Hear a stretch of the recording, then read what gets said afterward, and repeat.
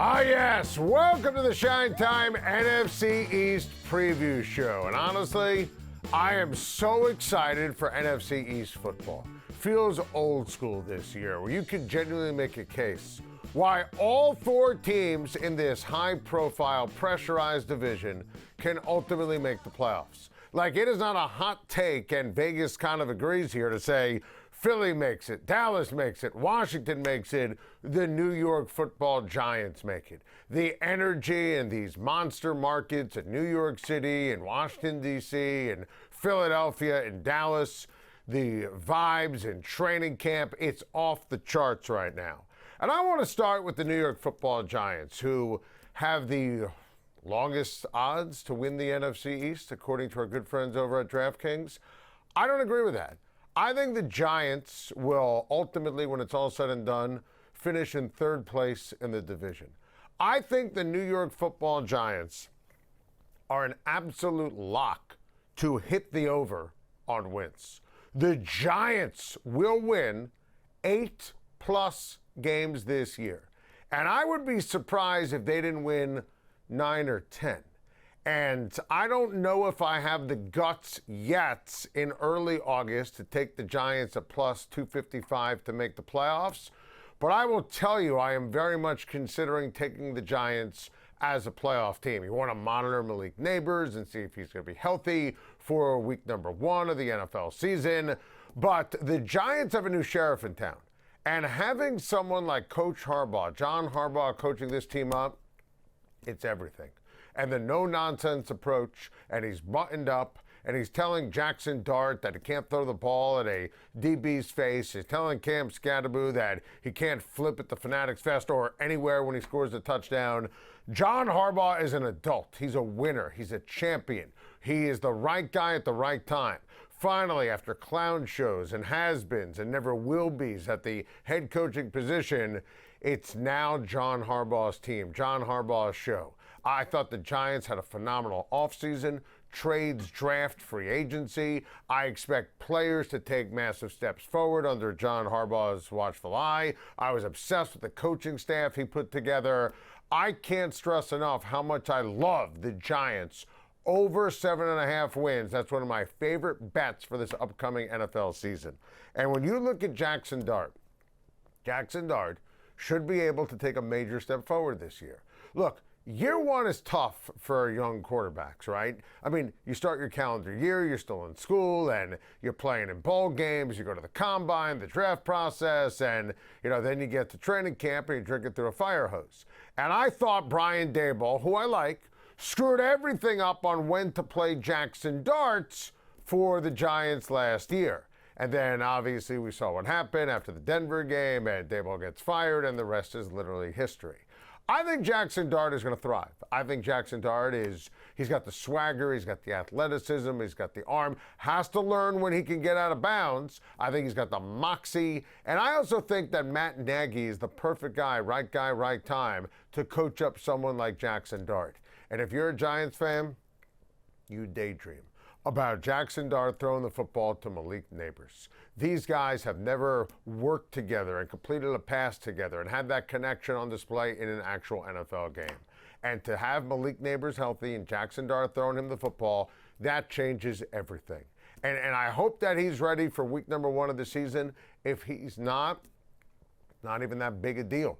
Because even if the Giants lose when it's all said and done against the Dallas Cowboys at home and against the LA Rams, both those games in prime time, by the way, the schedule is soft and the Giants will be ready to handle adversity, something they couldn't do under any of the prior 4 head coaches ever since the team erroneously and foolishly fired Tom Coughlin. So I think the Giants, and we're raising the bar here, first 6 weeks of the season, they're going to start 4-2. They've got a ton of dudes on defense. The offensive line is solid. I think the Giants, their upside here is to make the playoffs. Bang the over on wins. I can't stress enough how much I'm enthused by John Harbaugh and the New York football Giants. Giants have not only been bad for a long time, they've been unwatchable.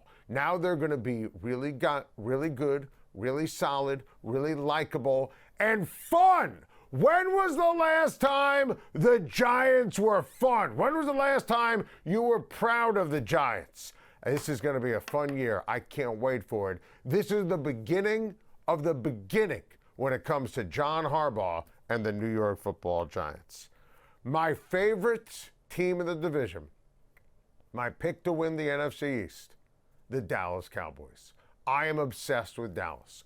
The best bet to me in the entire league, Dallas over for win total. They will win, my opinion, 12 games and maybe more. I think the Cowboys are loaded. By the way, a lot of good plus money here for the Dallas Cowboys. I like the over on wins. I like them to make the playoffs at plus 105.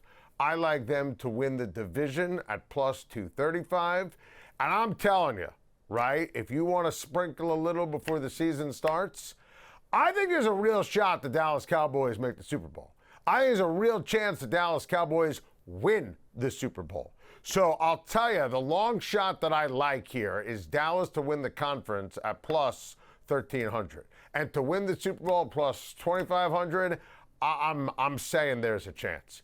Seriously. But I will definitely play the over on wins to make the playoffs plus 105, win the division plus 235. And listen, it's going to come down to me for the Rams and the Cowboys on who wins the NFC. So I love that in terms of those long shot odds. Dallas to win the conference at plus 1,300. I think Brian Schottenheimer knows what he's doing. I think Brian Schottenheimer put together a terrific staff. I love Christian Parker now running that defense. I think Schotty did an excellent job last year as a head coach, and I love what he did as a play caller for Dak Prescott.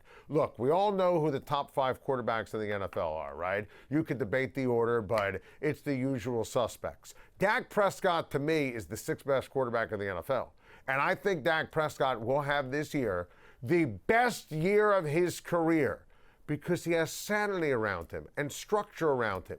There's no noise around the Dallas Cowboys, no contractual situations, nothing going on, nothing brewing, no Micah Parsons this or Prescott contract that or CeeDee Lamb this. And I think Prescott's going to have the best year of his career. I think CeeDee Lamb has Offensive Player of the Year vibes. I think that Lamb has the chops for the big moments, and he's going to have a monster season. I think that George Pickens, giving him the franchise tag, dangling that carrot where Pickens is motivated by money and winning, and it's okay if it's in that order, you're going to get George Pickens, who's a terrific player, doesn't always try hard, can be a bit of a knucklehead. You're going to get Pickens on his best behavior. And this defense is vastly improved. I think that you look at Caleb Downs, that's going to be my pick, barring anything unforeseen, for the Rookie of the Year on defense. I love Lawrence, the other first-round pick, Malachi Lawrence, getting to the quarterback. And a full season when you look at Quinn Williams on defense. And it's crazy. They trade Micah Parsons, they're better on defense. They are just better. And Williams was excellent after he went from the Jets to the Dallas Cowboys. I think Quinn Williams is a star. And I think he's going to get back to that first-team all-pro kind of level. Defensive line is solid. They're going to be, as we mentioned, brilliantly coached now under Christian Parker. They were a disaster last year under Matt Eberflus. I mean, just hearing that name makes you shake a little bit. I can't stress enough how much I love the Dallas Cowboys. This is going to be their time to shine. They're winning the NFC East and so much more. Now, I'm not going to hot button or hot take the Eagles. I do have them making the playoffs this year.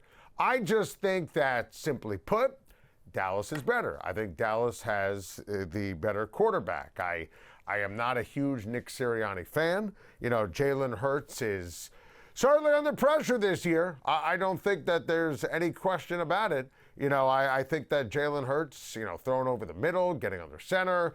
Sean Mannion takes over. It's another play caller for Jalen Hurts.